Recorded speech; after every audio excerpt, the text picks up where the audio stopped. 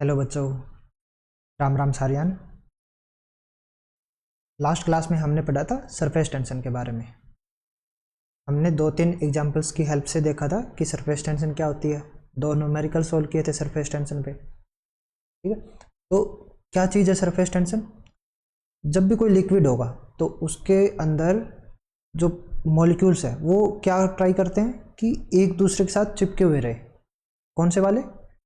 Top surface वाले। अब liquid के अंदर कई लेयर्स होगी, वो वाली लेयर जो एयर की कांटेक्ट में है उसको हम क्या बोलेंगे? लिक्विड का सरफेस। ठीक है, तो सरफेस वाले जो मॉलिक्यूल्स है वो ट्राई करते हैं कि एक दूसरे के साथ चिपके हुए रहे। तो वो जो एक दूसरे के पास आने की कोशिश करेंगे उसकी वजह से सरफेस वाली लेयर में एक टेंशन क्रिएट हो जाती है। ठीक है, और लिक्विड का जो सरफेस होगा वो क्या कोशिश करता है कि उसका जो सरफेस एरिया है वो मिनिमम से मिनिमम रहे। ठीक है, क्योंकि वो मॉलिक्यूल्स एक दूसरे के बिल्कुल पास आने चाह रहे हैं, तो अपनी एनर्जी को मिनिमाइज करने के लिए वो चाहता है कि उसका सरफेस एरिया मिनिमम रहे। ठीक है, तो इसी फिनोमिना को हम सरफेस टेंशन बोल देते हैं। और ये फिनोमिना होता कहाँ है? लिक्विड के सरफेस पे। लिक्विड के बल्क और लिक्विड के सरफेस की प्रॉपर्टीज अलग अलग होती है बच्चों। हमने प्रीवियस क्लासेज में लिक्विड के बल्क की प्रॉपर्टी को देख रहे थे हम। ठीक है, बॉइंट फोर्स हो गई या कोई और प्रॉपर्टीज हो गई, लेकिन अभी हम लिक्विड के सरफेस की बात कर रहे हैं। और लिक्विड का सरफेस यानी कि वो वाला पार्ट जो एयर के साथ कांटेक्ट में हो। आज की शुरुआत करते हैं हम एक न्यूमेरिकल के साथ। इस न्यूमेरिकल में क्या दिया हुआ है कि एक हमारे पास ऐसी वायर है और इसके ऊपर ये फ्री वायर है। मैं लिख देता हूं इसको, ये फ्री वायर। ठीक है, ये मूव कर सकती है। जब हम इस स्ट्रक्चर को सोप वाटर में डिप कराएंगे तो यहाँ पे एक फिल्म बन जाएगी। ठीक है, सोप फिल्म बोल रहे हैं इसको। और इसकी सरफेस टेंशन गिवन है 0.03 न्यूटन पर मीटर। ओके, ये सोप फिल्म की सरफेस टेंशन है। और ये जो लेंथ है बच्चों ये है 10 सेंटीमीटर। और इस फ्री वायर के साथ में हमने एक मास m अटैच किया हुआ है। हमें क्या बताना है? हमें इस m मास की वैल्यू बतानी है such that sliding wire remains in equilibrium, कि ये जो वायर है ये इक्विलिब्रियम पे रहे, ना तो ये नीचे जाए ना ये ऊपर जाए। ठीक है, अब स्लाइडिंग वायर ऊपर क्यों जाएगी? नीचे जाने का तो रीजन है कि इसके साथ m मास लटका हुआ है, तो ये m मास इसको नीचे लेके जाने की कोशिश करेगा। लेकिन ऊपर क्यों जाएगी? ऊपर लेके जाएगी ये सोप फिल्म। सोप फिल्म क्या करेगी? जहां जहां ये सरफेस के साथ कांटेक्ट में है वहां वहां सरफेस टेंशन एक्ट करेगा। और ये सरफेस टेंशन क्या चाहता है? अपना एरिया मिनिमम करना। ठीक है, फोर्स ऐसे लगेगी सरफेस टेंशन की और ये कोशिश करेगी अपना एरिया मिनिमम करने की। अब ये वाली वायर्स तो फिक्स है, लेकिन ये मूव कर सकती है। अगर ये मूव करके यहाँ आ जाए तो अब एरिया क्या हुआ? एरिया ये बन गया, एरिया मिनिमम हो गया। तो फिल्म क्या ट्राई करेगी? इस स्लाइडिंग वायर को ऊपर की तरफ लेके जाने की। और m मास क्या ट्राई करेगा? इसको नीचे लेके आने का। ठीक है, हमें क्या करना है? हमें इसको इक्विलिब्रियम पे रखना है, यहीं पे रखना है, ना ये ऊपर जाए ना ये नीचे जाए। ठीक है, तो ऐसी m की वैल्यू निकालनी है हमको। तो अब दो फोर्स हो गई, एक फोर्स तो नीचे लग रही है mg, और एक फोर्स ऊपर लग रही होगी। ऊपर फोर्स कौन लगाएगा? Surface tension. सरफेस टेंशन का क्या फार्मूला था? सरफेस टेंशन होती है फोर्स पर यूनिट लेंथ। ठीक है, कि अगर ये हमारी लेंथ l है तो इस पे कितनी फोर्स लग रही है, वो फोर्स पर यूनिट लेंथ क्या हो जाएगी? Surface tension. तो यहां से F क्या आ जाएगा बच्चों? S into L. लेकिन यहीं पे बच्चे अपना क्वेश्चन गलत कर देते हैं। आपको याद रखना है ये हमारा कैसा है? सोप फिल्म है। तो ये अभी हम जो देख रहे हैं वो सिर्फ टॉप सरफेस देख रहे हैं बच्चों।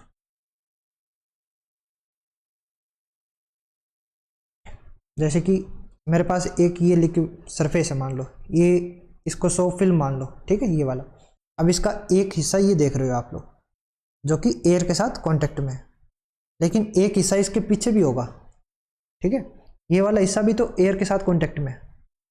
ऐसे ही इस सॉफ्ट फिल्म में टॉप सरफेस तो एयर के साथ कांटेक्ट में है ही, और इसके पीछे वाला हिस्सा वो भी एयर के साथ कांटेक्ट में रहेगा। तो सॉफ्ट फिल्म में जो सरफेस टेंशन होगी बच्चों, वो दोनों साइड होगी, अपर सरफेस और लोअर सरफेस, ठीक है। सॉफ्ट फिल्म जो होती है वो थोड़ा सा थिक होती है, तो हम उसकी दो सरफेस मान सकते हैं, एक आगे की तरफ, एक पीछे की तरफ। तो दोनों अपनी अपनी सरफेस टेंशन लगाएंगे, दोनों की सरफेस टेंशन सेम रहेगी, क्योंकि लेंथ हमारी सेम है, तो F/L क्या रहेगा, दोनों का सेम रहेगा। तो नेट जो फोर्स लगेगी बच्चों वो होती है, एक फोर्स आगे की तरफ से, एक फोर्स पीछे की तरफ से। नेट फोर्स जो लगती है वो होगी 2 × SL।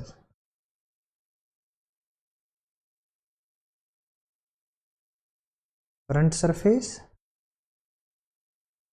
प्लस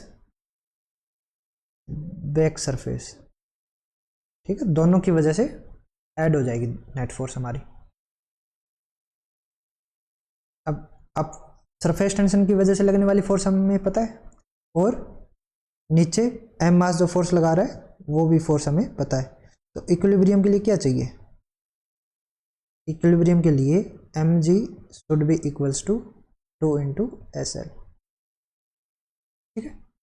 यहां से m क्या आ जाएगा बच्चों, 2s × L divided by g, values put कर दो। 2 × सरफेस टेंशन क्या है 0.03 न्यूटन पर मीटर, L क्या है बच्चों 10 सेंटीमीटर, 10 सेंटीमीटर का मतलब 0.10 मीटर। G क्या है, G को हम 10 मान लेते हैं, न्यूमेरिकल इजी हो जाएगा सॉल्व करने में, और यूनिट क्या होती है मीटर पर सेकंड स्क्वायर। तो यहाँ से मीटर कैंसिल कर सकते हैं, और इसको सोल्व करोगे तो ये क्या आ जाएगा 2 ×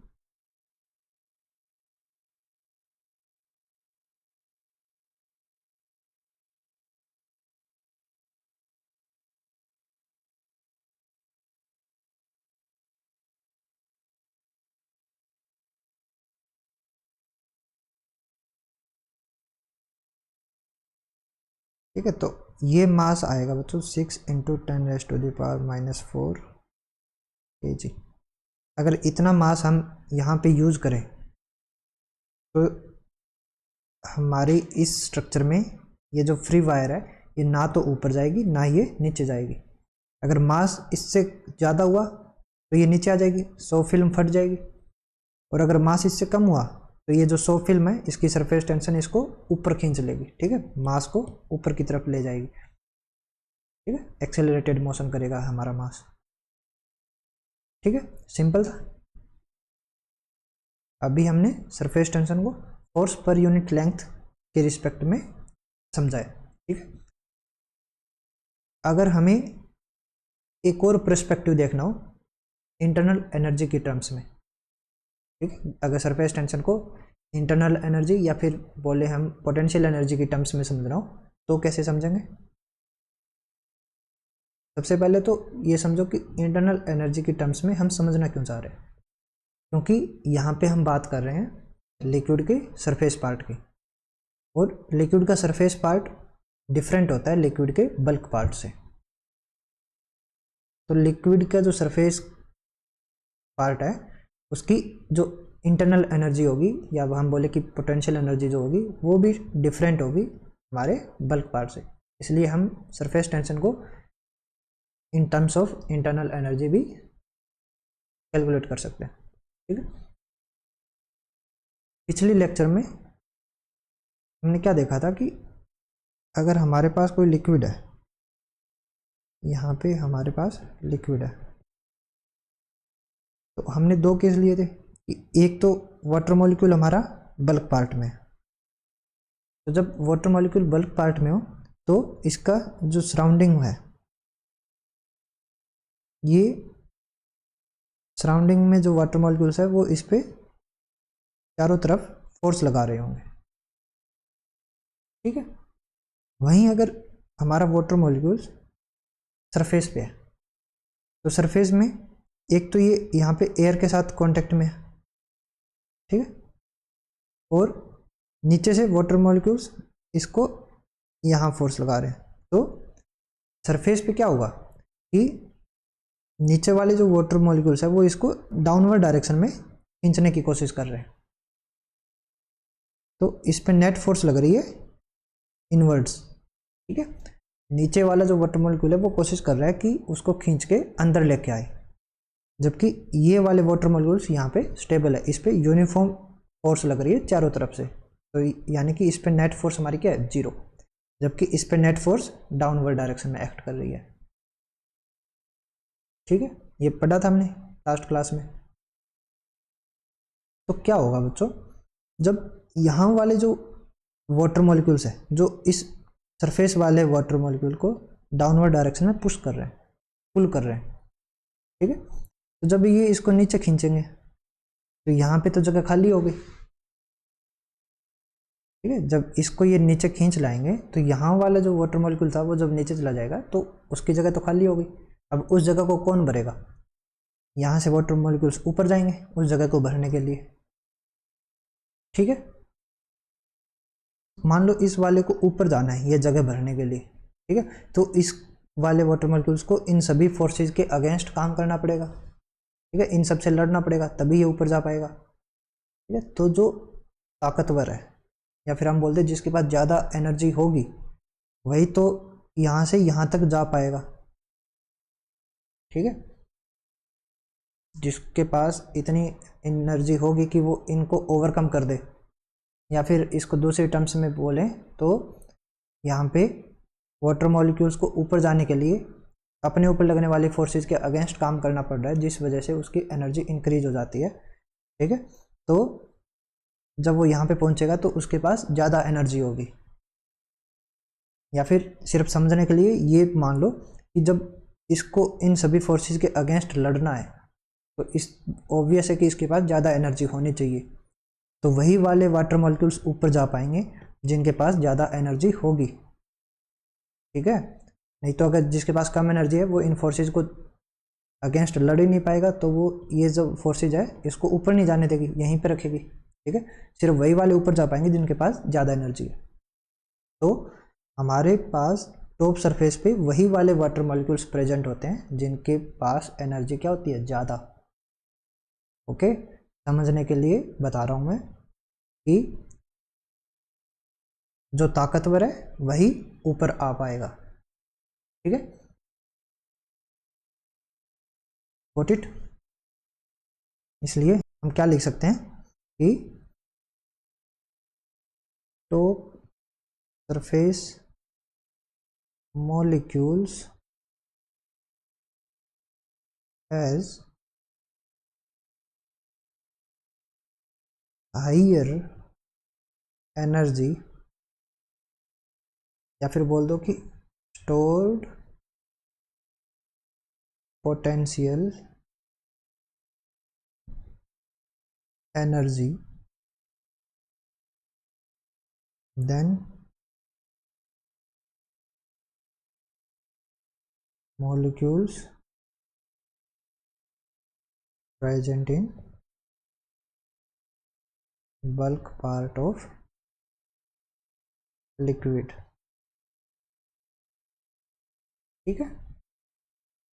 तो हमने क्या निष्कर्ष निकाला कि टॉप सरफेस पे जो लिक्विड्स होंगे, जो मॉलिक्यूल्स होंगे, उनकी एनर्जी बल्क पार्ट के मॉलिक्यूल्स की एनर्जी से ज़्यादा होती है, ठीक है। और हमारा जो सरफेस टेंशन का फिनोमिना होता है वो भी सरफेस पे होता है, और सरफेस वाले मॉलिक्यूल्स की एनर्जी जो है वो क्या है, हाइयर है। और कोई भी चीज़ स्टेबल कब होती है, जब उसकी एनर्जी लोवेस्ट होगी, और स्टेबिलिटी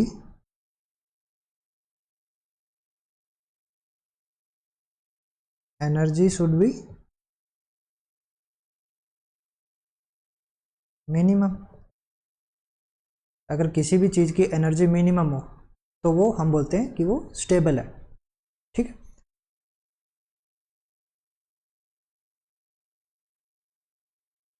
और यहाँ पे हमारी एनर्जी क्या है, मैक्सिमम। ठीक है, as compare to bulk part यहाँ पे हमारी एनर्जी हाई है। तो ये क्या कोशिश करता है, टॉप सरफेस, इसको अपनी एनर्जी मिनिमम करनी है, तो ये चाहता है कि हम सिकुड़ जाए। जितना सरफेस एरिया मिनिमम होगा उतनी ही सरफेस एनर्जी मिनिमम होती जाएगी। ठीक है, थस टॉप सरफेस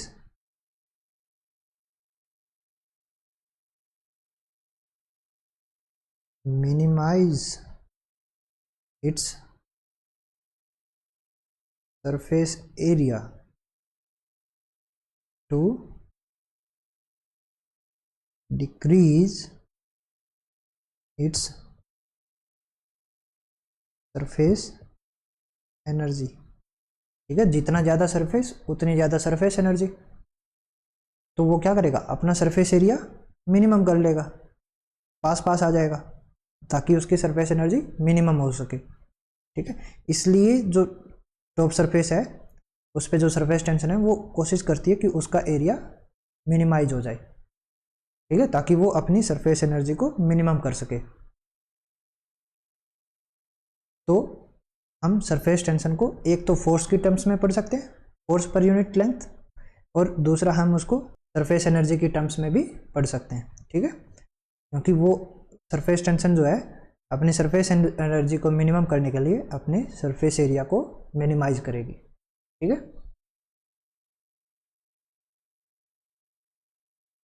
अब अगर इसे कैलकुलेट करना हो, मैथमेटिकल फॉर्म में लाना हो, तो कैसे करोगे,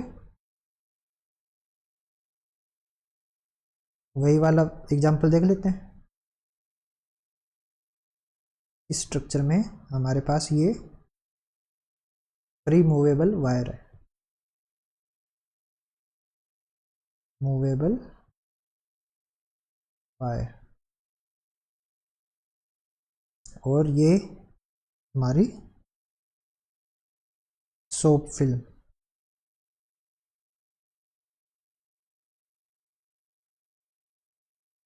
सरफेस टेंशन एस। ओके,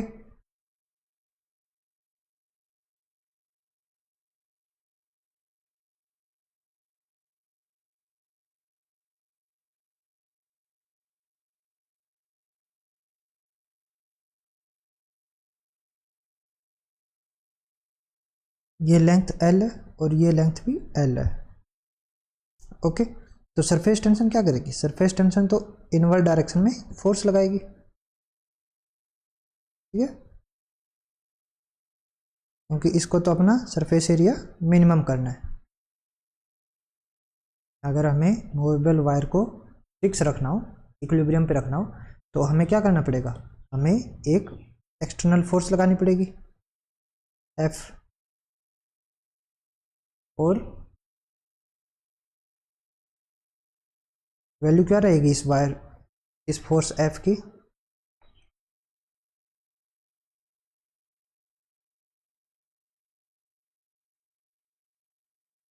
बताओ, अभी सोल्व किया था हमने। हमें कितनी फोर्स लगानी पड़ेगी, twice of the S L. Surface tension क्या थी, फोर्स पर यूनिट लेंथ, तो F क्या आ जाएगा, S इंटू एल। लेकिन ट्वाइस क्यों हुआ, क्योंकि सोप फिल्म में दो सरफेस कंसीडर करते हैं हम, थोड़ी थिक होती है ये, तो एक सरफेस तो होगा बच्चों ऊपर की तरफ जो हमें दिख रहा है सामने, और एक सरफेस होगा पीछे की तरफ। ठीक है, तो दोनों सरफेस पे सरफेस टेंशन एक्ट करेगी। दोनों पे जो F लग रही है, एक F अपर सरफेस की वजह से, एक F बैकवर्ड सरफेस की वजह से। ठीक है, तो दोनों ऐड हो जाएगी, तो हमें जो नेट फोर्स लगानी पड़ेगी इस वायर को फिक्स रखने के लिए वो हो जाएगी twice of the S into L. अब अगर हमें इस वायर को यहाँ से यहाँ लाना हो, dx डिस्टेंस मूव करवाना हो, तो हमें वर्क करना पड़ेगा। ठीक है, अगर फोर्स के अगेंस्ट हमें कुछ मूवमेंट करवानी हो तो वहाँ पे हमें वर्क करना पड़ता है। यहाँ पे फोर्स कहाँ लग रही है, इधर, और हमें मूवमेंट कहाँ करवानी है, यहाँ से यहाँ अगेंस्ट, तो हमें वर्क करना पड़ेगा।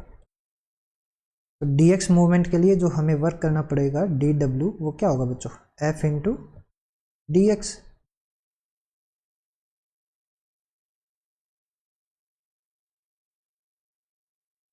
F into D x, F की जब वैल्यू पुट करोगे तो ये आ जाएगा, ये यहाँ से हमारा वर्क डन क्या बन रहा है, S into 2l D x, ये बनेगा बच्चों डी ए। डी ए क्या है, चेंज इन सरफेस एरिया। कैसे, एल और डी एक्स, एल हमारा ये, डी एक्स हमारा ये, एल इंटू डी एक्स क्या बन जाएगा, ये एरिया। इतने एरिया का ही तो चेंज आया, जब वायर को यहाँ से यहाँ लेके आओगे तो ये एरिया नया आया, एल इंटू डी एक्स। लेकिन हम twice of L into D x को चेंज इन एरिया क्यों बोल रहे हैं, क्योंकि ये जो हम एल इंटू डी एक्स देख रहे हैं ये तो सिर्फ फ्रंट साइड का है, हमें बैक साइड का एरिया भी तो साथ में लेना पड़ेगा, क्योंकि वहाँ से भी तो हमारी फोर्स आ रही है। ठीक है, तो फ्रंट साइड का एरिया और बैक साइड का एरिया दोनों मिला के क्या बन जाएगा, twice of L into D x. तो टोटल इतने एरिया का चेंज आएगा जब हमारी वायर यहाँ से यहाँ मूव करेगी। ठीक, तो हमारा वर्क डन क्या बन रहा है, एस इंटू डी ए।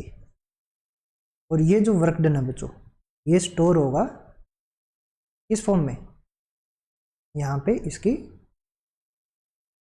इसकी पोटेंशियल एनर्जी की फॉर्म में। ठीक है, वायर को हमने यहाँ से यहाँ मूव करवाया तो हमें वर्क डन करना पड़ा और वो स्टोर हो जाएगा in the form of potential energy. ठीक है, जैसे ही हम इस फोर्स को हटाएंगे तो वायर हमारी वापस अपनी इस इनिशियल पोजीशन पे आएगी। कैसे आएगी, वो उस पोटेंशियल एनर्जी को काइनेटिक एनर्जी में कन्वर्ट करके यहाँ से यहाँ मूव कर जाएगी वापस। ठीक है, तो जब यहाँ से यहाँ अगेंस्ट वर्क करके गए थे तो उसने एनर्जी स्टोर कर ली, और जैसे ही हम फोर्स हटाएंगे तो वो अपने आप उस एनर्जी का यूज करके इस पोजीशन पे आ जाएगी। ठीक है, तो अभी ये जो वर्क डन है ये स्टोर हो जाएगा in the form of internal energy. ठीक है, इंटरनल एनर्जी बोल दो या फिर इसको बोल दो स्टोर्ड पोटेंशियल एनर्जी। ठीक है, इतनी पोटेंशियल एनर्जी स्टोर कर लेगा हमारा सिस्टम। तो हमारा इंटरनल एनर्जी क्या आ रहा है, एस इंटू डी ए। तो ये हम स्मॉल चेंज के लिए देख रहे हैं, अगर हमारा चेंज थोड़ा ज़्यादा हो तो हम इसको ऐसे भी लिख सकते हैं, delta U is equals to S into delta A. Okay, और अगर हमें सिंपल लिखना हो तो U is equals to S into A. यहाँ पे डेल्टा यू क्या दिखा रहा है, चेंज इन इंटरनल एनर्जी, और डेल्टा ए क्या दिखा रहा है, चेंज इन एरिया। ओके, और एक और फार्मूला बना सकते हो सरफेस टेंशन का, D U by D A, या फिर यहाँ से सरफेस टेंशन को बोल सकते हो U by A, internal energy per unit area. ठीक है, या फिर बोल सकते हो change in internal energy per unit change in area. ये हमारे क्या बनेगा, सरफेस टेंशन। तो हमने क्या देखा कि सरफेस टेंशन को दो तरीकों से कैलकुलेट कर सकते हैं, एक तो फोर्स पर यूनिट लेंथ की टर्म्स में अगर हमें फोर्स पता हो तो, और दूसरा अगर हमें एनर्जी पता हो, इंटरनल एनर्जी अगर हम कैलकुलेट कर सकते हो तो internal energy per unit change in area हमारा क्या देगा, सरफेस टेंशन। ठीक है, इसके बेसिस पे एक कंसेप्ट बनता है बच्चों, उस कंसेप्ट को हम नेक्स्ट क्लास में देखेंगे। ठीक है, मिलते हैं अगली क्लास में। अगर आपको सरफेस टेंशन के टॉपिक में कोई भी डाउट हो या फिर अभी कुछ चीज़ें समझ में ना आई हो तो आप कमेंट सेक्शन में हमसे पूछ सकते हो। हम कोशिश करेंगे कि आपकी समस्या का पूरा समाधान किया जाए। अगर ज़रूरत पड़ती है तो हम उस टॉपिक पे एक सेपरेट वीडियो भी बना देंगे आपके डाउट सॉल्व करने के लिए। ठीक है बच्चों, मिलते हैं अगली क्लास में। और अगर आपको हमारा कंटेंट अच्छा लग रहा हो तो अपने दोस्तों के साथ शेयर कीजिए। ओके, ध्यान रखिए अपना और पढ़ते रहिए। जय श्री राम।